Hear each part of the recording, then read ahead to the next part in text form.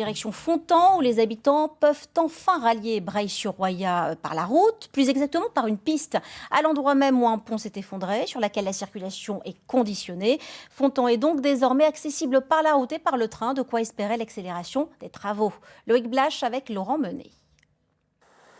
À côté de ce pont emporté par la Roya, un passage provisoire vient d'être construit. Avec sa pelleteuse, Dominique termine l'ouvrage pierre après pierre, avec celle que la rivière a charriée pendant les intempéries de début octobre. On récupère les pierres qui sont dans la rivière, on les met là, pas pour barrière, pour faire quelque chose de naturel, pas mettre des bétons ou autre chose comme ça. Et nous là, on a mis 5 jours pour faire ça. Un ouvrage qui permet à Fontan, jusqu'ici uniquement relié par le train, de retrouver une liaison routière avec Breil-sur-Roya. Une bonne nouvelle attendue par les habitants. On n'a pas tout sur place parce qu'ici on a quand même un petit village, on a un boulanger, une épicerie. Bon après, ça dépend de ce qu'on veut chercher au niveau alimentation, on est obligé d'aller à Breil.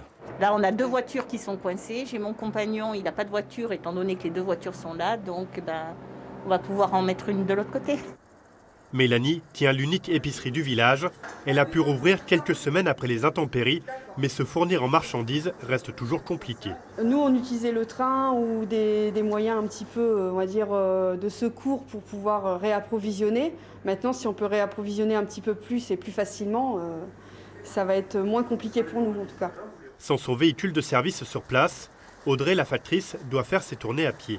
On va pouvoir venir en voiture et puis faire des quartiers qu'on ne pouvait plus atteindre à pied de toute façon. Donc oui, là, ça va être bien, on a hâte. L'accès à cette piste provisoire reste cependant réservé aux secours, aux engins de chantier et aux fret.